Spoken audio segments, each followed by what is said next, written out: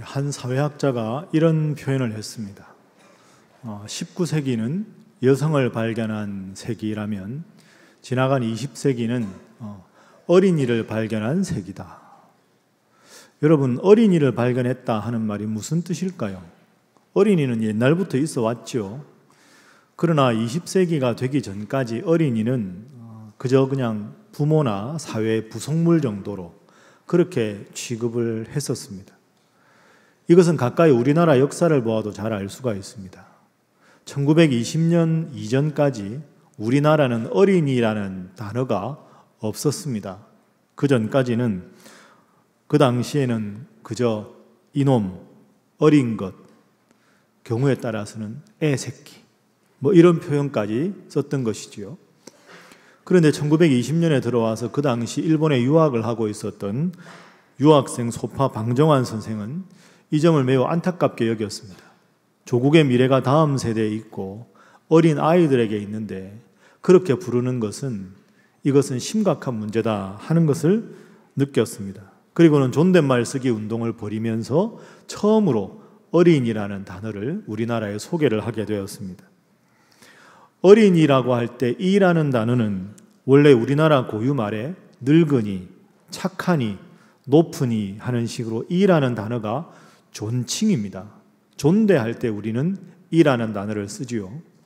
그래서 1981년에 발간된 이승 선생의 우리말 대사전에 보면 어린이를 이렇게 정의합니다.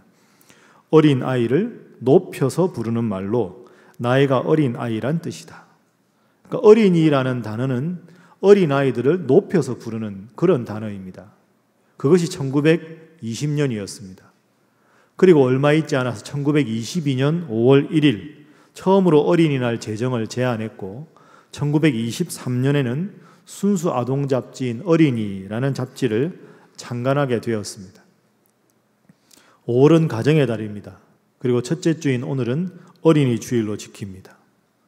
자, 여러분, 어린이 주일을 맞이하고 가정의 달을 맞이하면서 여러분들은 여러분의 자녀가 어떤 자녀가 되게 해달라고 평상시에 기도하십니까? 공부 잘하게 해주시고 돈 많이 벌게 해주시고 유명하게 해주세요. 이렇게 기도하십니까?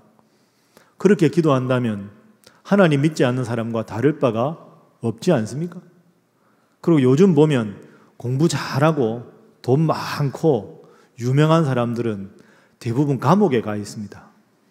그런 거 생각하면 자녀가 그렇게 되는 게 싹 그렇게 바람직한 일 같지도 않습니다. 자, 다시 한번 묻겠습니다. 여러분은 하나님을 믿는 사람으로 여러분의 자녀가 어떤 자녀가 되었으면 하고 평상시에 기도하십니까?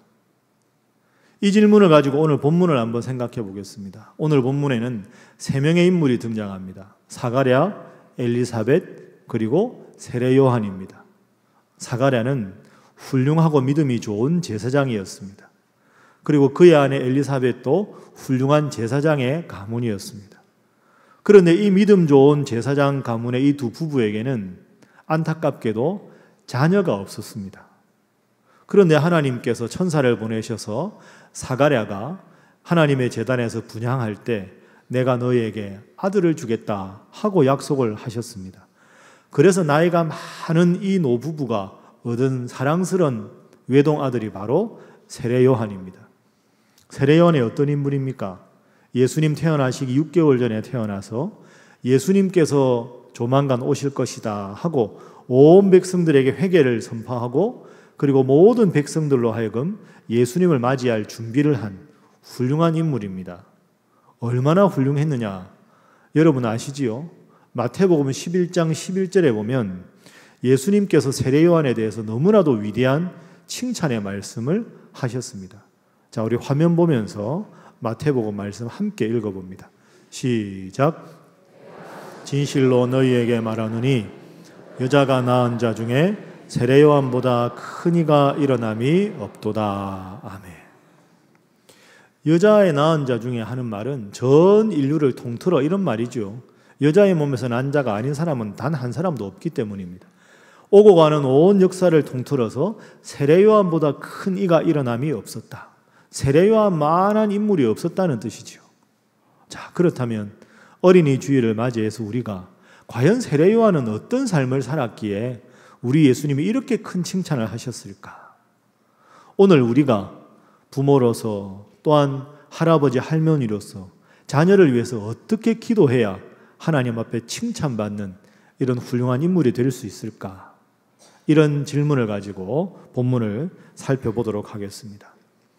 자, 우리가 부모로서 기도해야 될 자녀의 모습을 본문에서는 세 가지로 소개를 합니다. 첫 번째는 한번 따라 하시죠. 부모에게 기쁨과 즐거움이 되는 자녀. 그렇습니다. 자, 오늘 우리 본문 14절 말씀, 우리 화면 보면서 함께 14절을 읽어보도록 하겠습니다. 시작. 너도 기뻐하고 즐거워할 것이요 많은 사람도 그의 태어남을 기뻐하리니. 아멘. 여기서 너는 사가랴입니다. 세례 요한의 아버지지요. 그 세례 요한이 태어나면 너는 참 기뻐하고 즐거워하게 될 것이다. 이렇게 하나님께서 예언을 해주셨습니다.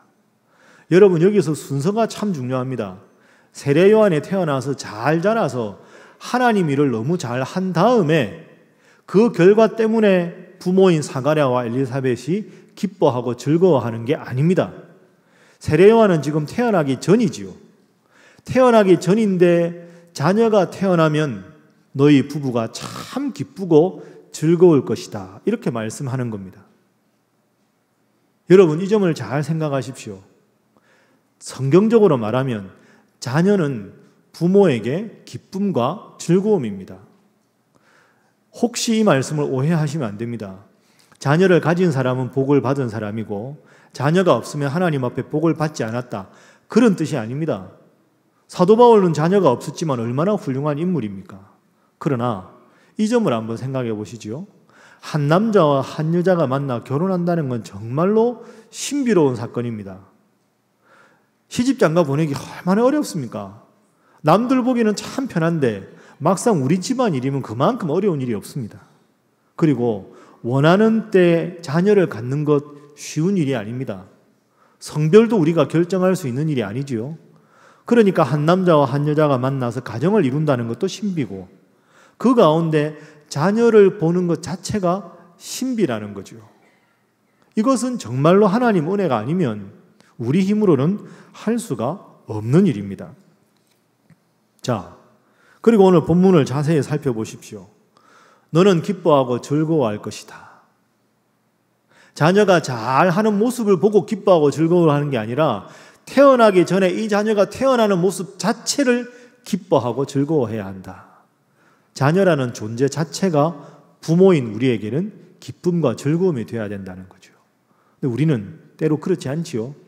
자녀가 잘하면 기뻐하고 자녀가 마음에 안 들면 화를 내기도 하지 않습니까? 그건 성경적이지 않습니다. 자녀라는 존재 자체만 놓고 기뻐하고 즐거워할 수 있어야 된다는 게 본문의 첫 번째 가르침입니다. 이것이 가능할까요? 어떻게? 힘들지요. 그럴 때마다 여러분 생각하실 게 있습니다.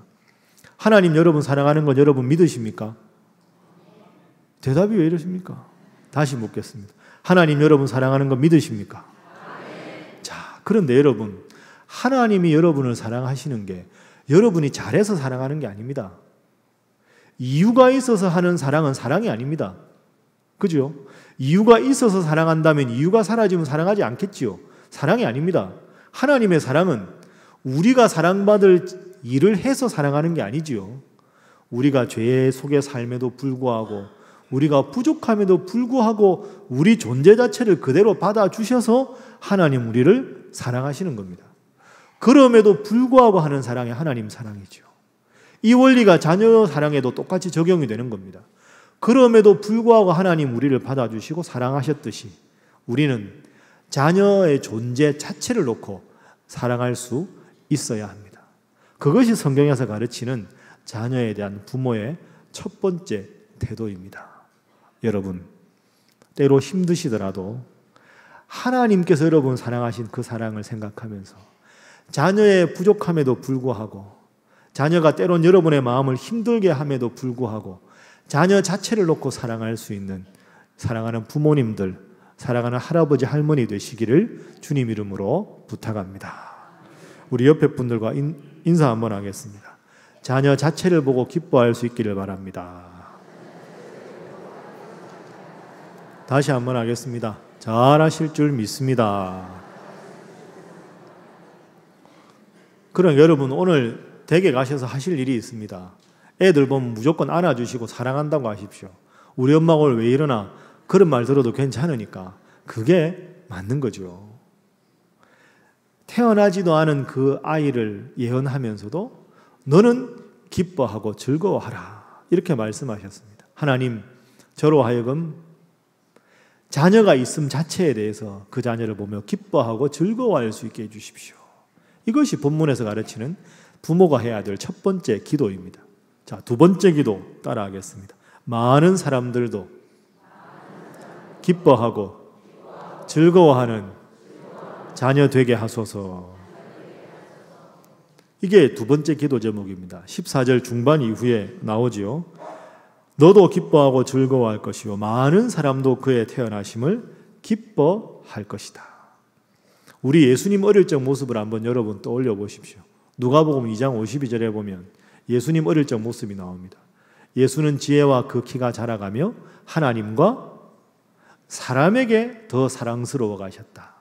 스쳐 지나가기 쉬운데 중요한 표현은 하나님께만 예수님이 사랑받은 게 아니라 사람에게도 사랑받는 분이 예수님이었다 하는 겁니다. 여러분, 많은 사람들이 여러분 자녀를 통해서 기쁨을 얻는다, 기뻐한다. 어떨 때 여러분은 다른 집안의 자녀들 보고 기뻐하고 칭찬하고 즐거워하십니까? 공부 잘하는 거 아닙니다. 공부 잘하는 건 잠시 부러워하는 거지 그것 때문에 내가 기쁘고 즐겁지는 않습니다. 어떤 자녀를 보면 여러분 막 기쁘고 즐거우십니까? 예의 바르고 항상 밝은 얼굴로 인사하고 싹싹하고 묻는 말에 대답 잘하고 이게 무슨 뜻일까요? 인성과 성품과 예의와 거기다가 하나님을 잘 믿는 믿음, 그게 있을 때 다른 부모님들이 그 아이를 보고 기뻐하고 즐거워하는 거죠. 아까 우리 솔티 아이들 나왔죠. 제가 여기 앉아서 보거든요.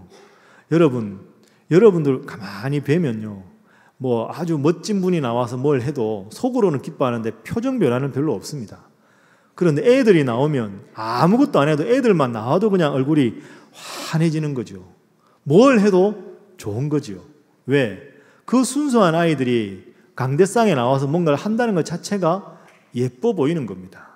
거기다가 하나님 말씀을 외웠습니다. 제가 박수 치라 말 안 해도 알아서 박수 막 치셨지 않습니까? 왜 그럴까요? 참 쟤들이 훌륭하다. 어린애들이 어떻게 저렇게 하나님 말씀을 잘 외워서 저렇게 분명하게 저렇게 씩씩하게 할까? 그거 보고 여러분 함께 기뻐하셨고 함께 즐거워하셨지 않습니까? 바로 이것입니다. 공부, 성적, 그게 중요한 게 아닙니다. 하나님 잘 믿고 바른 삶의 태도를 가지고 바른 예의와 바른 품성을 갖는 것, 그것이 중요한 것이지요. 스티븐 코비라는 분 여러분 많이 들어보셨을 겁니다.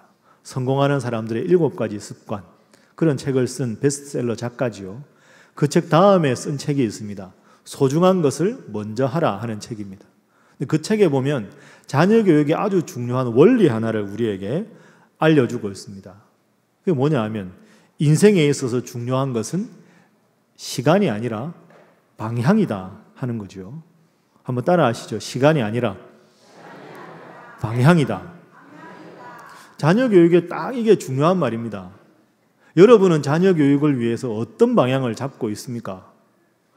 어떤 목적을 가지고 아이들을 교육하려고 하고 있습니까? 대부분, 여러분은 아니지만 대부분의 부모님들은 공부 잘하는 아이라는 방향을 갖고 있습니다. 그 방향과 목적에 따라서 시간을 사용하는 거죠. 좋은 성적을 받는 것이 부모가 자녀를 바라보는 가장 대부분 사람들이 공유하는 방향과 목적입니다. 성적이 좋아야 한다. 그러니까 학교 보낸 다음에 어디 보냅니까? 학원을 보내지요. 학원도 한 군데가 아닙니다. 여러 군데 보냅니다. 그럼 애들 어떻게 될까요? 얼마나 피곤하겠습니까? 시간 남으면 뭐 할까요? 컴퓨터로 게임하는 거죠. 채팅도 하고 하지 마라, 하지 마라 하지 마십시오. 걔들이 그거라도 안 하면 어디서 스트레스 풀겠습니까? 그리고 맨날 핸드폰 들여다보죠. 왜 그럴까요? 방향이 성적 잘 받는 데 있기 때문에 그 성적 제일주의로 가다 보면 지치고 힘드니까 가장 짧은 시간에 스트레스 푸는 방식이 그런 방식입니다. 중요한 건 방향이 바른가를 생각해야 합니다. 그리고 정확하게 말씀드리면 공부 잘하는 것하고 성적 잘 받는 거하고 똑같은 거 아닙니다. 동양학에서 공부라는 단어는 인성과 덕성과 지혜가 함께 갈 때 공부 잘한다 하는 거죠. 성적 좋다 하는 것은 외워서 암기 잘하고 또박또박 외워서 그대로 답안 작성 잘하는 게 성적 좋아지는 것 아닙니까? 인성과 성품, 예절, 무엇보다 믿음, 이것이 부모가 지향해야 할 방향입니다. 그래서 그 방향으로 자녀를 잘 시간을 쓰게 하고 양육했을 때 그런 아이가 다른 사람들에게 칭찬을 받는 거죠. 그러니까 많은 사람들이 기뻐하는 세례 요한이 되었다 하는 말은 사가랴와 엘리사벳이 자녀 교육을 향한 바른 방향을 잡고 신앙 교육을 잘 시켰다, 이런 뜻으로 우리가 해석을 할 수가 있습니다. 생각해 보십시오. 학원 공부가 중요하니까 예배를 빠지게 한다. 시간 이전의 방향이 잘못된 문제입니다. 성적이라고 하는 하나의 방향에 몰두하게 한 잘못된 결과지요. 그러다 보니까 자녀도 망치고 부모도 망칩니다. 깊이 생각해야 합니다. 그래서 설령 공부를 잘하는 아이라고 해도 본문처럼 많은 사람들이 기뻐하는 아이가 되기는 어렵습니다.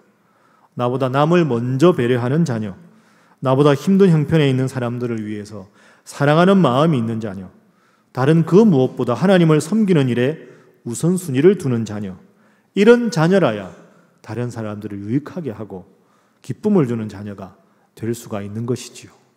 이런 훌륭한 모습을 가진 여러분의 자녀들, 자손들 될 수 있기를 주님 이름으로 축복합니다. 옆에 분들과 인사하겠습니다.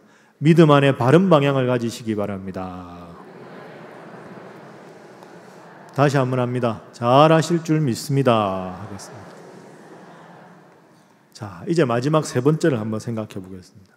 부모가 기뻐하고 즐거워하는 자녀. 많은 사람들이 더불어 기뻐하는 자녀.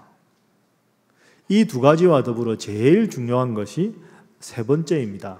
따라 하시죠. 하나님 앞에서 큰 인물로 자라는 자녀. 세례 요한이 바로 그런 모습이었습니다. 14절 말씀 우리가 여러 번 읽었습니다. 너도 기뻐하고 즐거워할 것이요 많은 사람도 그의 태어나심을 기뻐하리라. 여기서 기뻐하다라는 단어는 카라라는 단어입니다.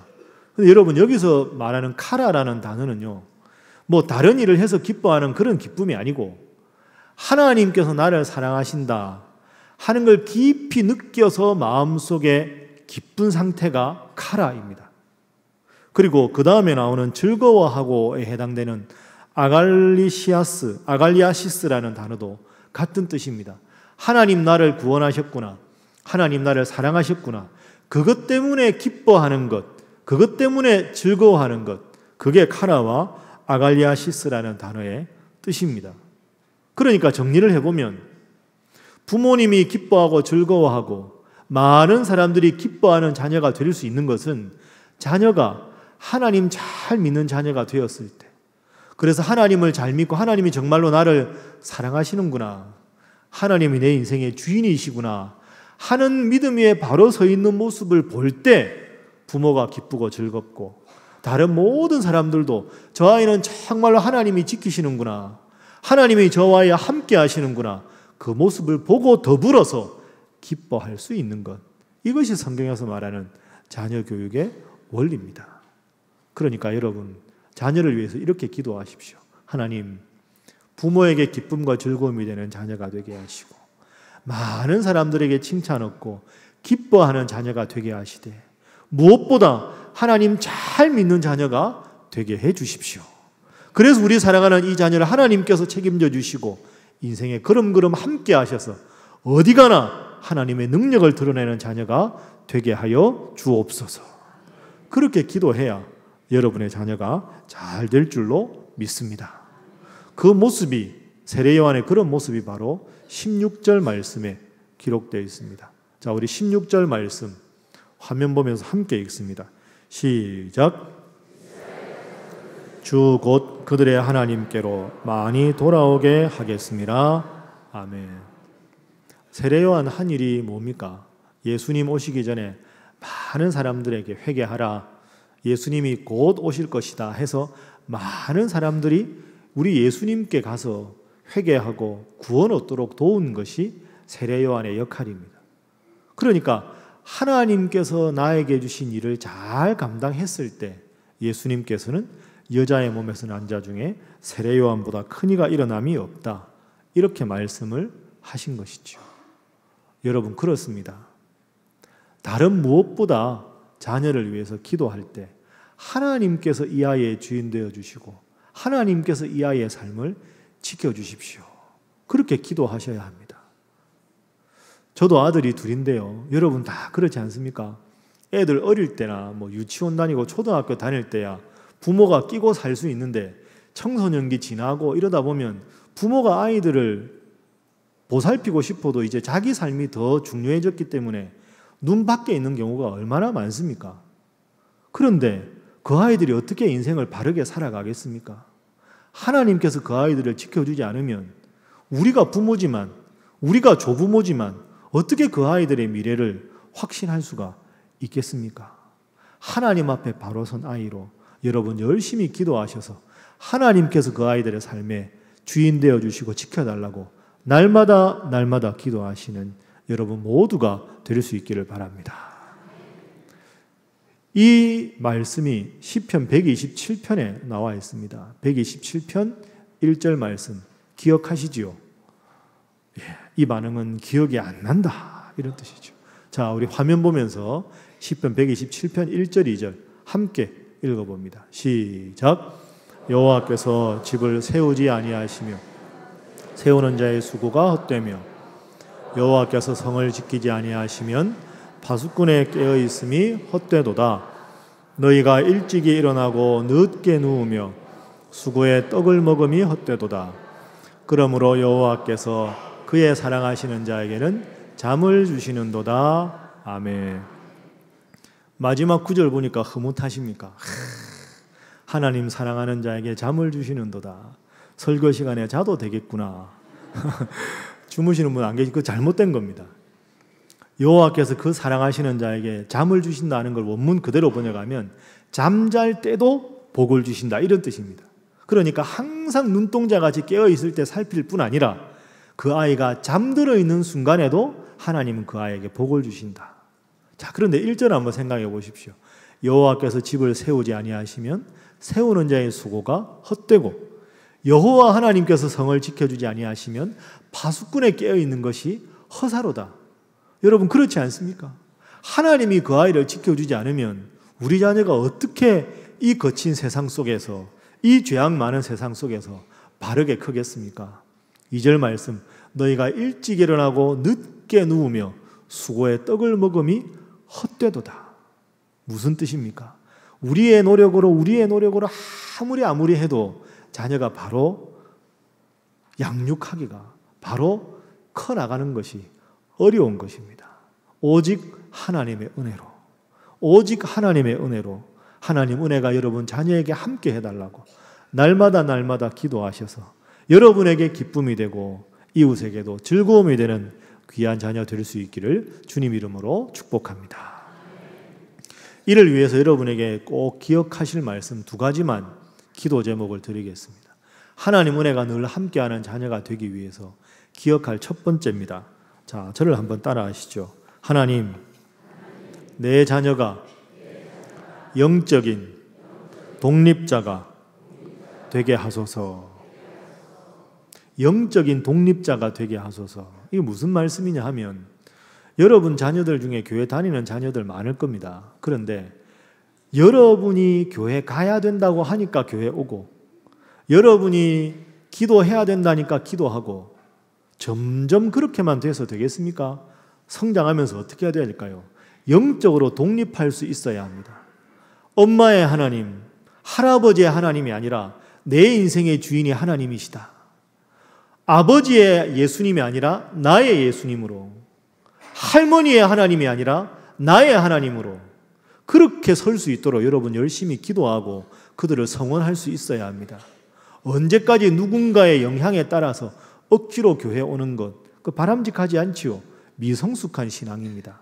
여러분 자녀를 위해 기도할 때 하나님, 우리 자녀가 영적으로 독립하게 하셔서 이제는 저 때문에 신앙생활하는 게 아니라 하나님 은혜가 아니면 살아갈 수 없음을 스스로 느끼고 나의 주, 나의 하나님으로 고백하는 자가 되게 하여 주옵소서. 그렇게 기도하고 그렇게 자라나야 그 아이가 어디에 있든지 하나님을 잘 믿을 수가 있는 것이지요. 또 하나는 앞서 말씀드린 대로 너무 공부하지 마십시오. 공부 잘하는 인생, 피곤한 인생입니다. 제가 공부 좀 해봤는데요. 그 인생에 별로 중요하지 않습니다. 그리고 정확하게 말씀드리면 공부 잘하는 것하고 성적 잘 받는 거 별개입니다. 여러분 보십시오. 성적 잘 안 좋아도 싹싹하고 예의 바르고 주일이면 천하 없어도 하나님 앞에 나와 예배드리고, 그래서 하나님께서 복 주시는 인생이 훨씬 더 아름답고 훌륭한 인생 아닙니까?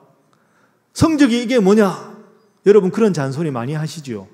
우리끼리만 이야기하겠습니다. 걔가 왜 공부를 못하겠습니까? 다 원죄는 우리 부모가 가진 것 아닙니까? 그거 한번 우리가 생각해 볼 필요가 있습니다. 거듭 말씀드리는데요. 똑같은 교과서로 배우고 똑같은 커리큘럼에 따라서 1등이든 성적 매기는 거, 그거 별로 인생에 중요한 거 아닙니다. 그것 가지고 인생 행복하게 살아가는 것 아니지 않습니까? 제가 예를 한번 들어보겠습니다. 20세기를 마무리하던 어느 날, 정확하게 말씀드리면 1999년 12월 27일 미국의 타임지에서 금세기의 인물을 최종적으로 선정해서 발표하는 날입니다. 그러니까 20세기 100년 동안, 아무래도 미국에서 조사했으니까 그렇겠지만 100년을 가장 위대하게 칭찬받을 만한 가장 위대한 영향력 있는 인물이 누군가, 그걸 이제 발표하는 날이 1999년 12월 27일이었습니다. 여러분 생각에 20세기 가장 위대한 인물 한 명 누굴까요? 여러 후보가 있었는데요. 그 당시에 대통령이었던 빌 클린턴 대통령이나 수많은 미국인들이 저분이 반드시 1등이 돼야 된다 하고 유력한 1등 후보가 있었습니다. 그 누구냐 하면 프랭클린 루즈벨트 미국의 대통령이었습니다. 미국 역사상 최초로 4번 연속 4선을 했던 대통령이었습니다. 뉴욕 주지사도 했고요. 소아마비를 이기고 미국의 그 경제 대공황을 탈출시킨 훌륭한 경제 부흥의 선구자였습니다. 그리고 세계 제2차 대전을 미국이 승리할 수 있도록 했던 아주 훌륭한 대통령이었죠. 그런데 막상 발표를 했는데 이 프랭클린 루즈벨트 대통령은 1등이 아니라 2등이었습니다. 20세기의 가장 위대한 인물 1등 누구였을까요? 알버트 아인슈타인 박사였습니다. 가장 위대한 과학자 중에 한 사람이죠. 유태계, 독일계 유태인이었습니다. 그런데 이 아인슈타인에 관한 글을 제가 몇 번 읽어보니까요. 이 아인슈타인 박사가 어릴 때 말을 하기 시작한 게 5살 때부터였습니다. 여러분 애들보다 못한 거죠. 5살 때 말을 했습니다. 그리고 학습 부진, 지나친 결석, 산만한 행동으로 초등학교 수업을 따라갈 수가 없었습니다. 글을 못 읽으니까 별명이 멍청한 아이였습니다. 과학자니까 산수는 잘했을 것 같지 않습니까? 늘 낙제점이었습니다. 그래서 담임선생님 평가서에 아인슈타인은 환상에 사로잡힌 전능하다 이렇게 썼다는 거죠. 결국은 공부를 못 따라가서 퇴학당했습니다. 부모님은 계속 이 아인슈타인 때문에 여러 번 이사를 해야만 했습니다. 그럼에도 불구하고 이 아이가 얼마나 천재적인 아이입니까? 1921년에 노벨 물리학상을 받았습니다. 학교 성적은 제대로 따라가지 못했지만 누구도 아인슈타인이 천재라는 걸 부정할 수는 없는 일입니다. 얘가 한 명이라서 조금 불충분하다 여기십니까? 그럼 19세기로 가보겠습니다. 20세기 가장 위대한 인물 알버트 아인슈타인, 19세기 누굴까요? 에이브러함 링컨 대통령 2등입니다. 1등 누굴까요? 19세기 토마스 에디슨입니다. 1093개 발명 특허를 가진 가장 위대한 발명가, 여러분이 잘 아는 토마스 에디슨입니다. 에디슨은 어땠을까요? 학교에 입학해서 바보로 낙인이 찍혔습니다. 그래서 학교를 그만둘 수밖에 없었던 학습 장애아였습니다. 에디슨이 초등학교를 다닐 때 교육 전문가였던 교장 선생님이 장학사가 와서 아이들을 쭉 소개하면서 에디슨한테는 저 아이는 바보입니다. 이렇게 소개를 했다는 거죠. 13살 때 할 수 없이 퇴학 처분을 받았습니다. 아인슈타인하고 에디슨하고 공통점은 공부를 너무 못해가지고 학습 전형아였고 퇴학당한 아이들이었다는 겁니다. 그런데 우리가 그분들이 얼마나 위대한 분이라고 지금 칭송하고 있습니까? 공부 잘하는 것, 성적 잘 받는 것, 그게 우리의 자녀 교육의 가장 중요한 방향이 되어서는 안 되지 않겠습니까? 그리고 여러분, 지금 여러분의 자녀의 모습을 보고 너무 낙담하지 마십시오. 5살 때 말을 시작했지만 세계 최고의 천재가 아인슈타인 아닙니까? 인생을 흔히 마라톤에 비유합니다. 초반에 좀 스퍼트 내가지고 선두로 달리는 것, 뭐가 중요하겠습니까? 중반에 역전할 수도 있고 후반에 역전할 수도 있는 거죠. 제일 중요한 건 인생의 마라톤 종극 42.195km에 골이 나는 순간 모두는 그 자리에 지쳐 떨어져도 우리는 저 영원한 천국에 갈 수 있는 희망을 하나님께서 주셨습니다. 그렇게 생각하면 믿음 생활 잘하는 것 제일 중요합니다. 자녀를 위해서 여러분 기도하실 때 믿음 생활 잘하는 자녀, 하나님께서 눈동자같이 아끼시는 자녀가 되게 하셔서 우리가 이 아이를 보고 늘 기뻐하고 즐거워하며 이 아이를 아는 많은 사람들이 우리 사랑하는 자녀를 보며 기뻐하고 즐거워하는 자녀가 되게 하옵소서. 기도하셔서 여러분의 사랑하는 자녀와 여러분의 사랑하는 자손이 하나님 앞에 큰 복 받는 위대한 믿음의 가문 되시기를 주님 이름으로 축복합니다. 기도하겠습니다. 사랑의 하나님, 가정의 달을 맞이하게 하시고 건강하고 행복한 가정이 되기 위한 자녀를 위해 기도 제목 주심에 감사합니다. 그저 믿는 사람이라 기도하는 것이 아니라 이 험하고 어려운 세상 속에서 하나님 앞에 자녀를 위해 기도하는 것이야말로 부모의 가장 귀중한 사명이라는 것을 깨닫게 해주심에 감사합니다. 하나님, 아는 것으로 그치지 않게 하시고 이 시간 잠시 기억하는 것으로 그치지 않게 하시고 늘 자녀를 위해 기도하며 부모로서 신앙의 모범을 보이는 저희가 되게 하여 주옵소서. 그리하여 우리의 사랑하는 자녀들이 부모에게 기쁨과 즐거움이 되고 많은 사람들에게도 기쁨을 주며 하나님께 크게 쓰임받는 위대한 자녀들 되게 하여 주옵소서. 예수님의 이름으로 기도하옵나이다. 아멘.